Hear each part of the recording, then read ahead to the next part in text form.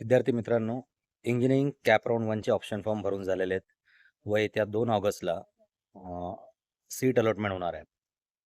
काही दिवसा अगोदर CET सेलनी एक नोटिफिकेशन जाहीर केलं होतं.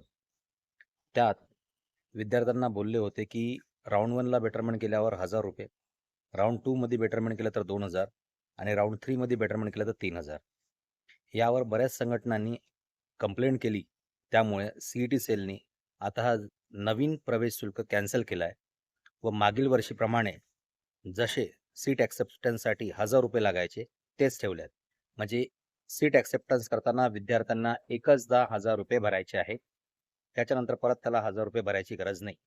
तर विद्यार्थ्यांनी याची नोंद घ्यावी आणि अशाच अपडेट आणि ॲडमिशन रिलेटेड माहितीकरिता आमच्या चॅनलला लाईक, सबस्क्राईब जरूर करा. धन्यवाद.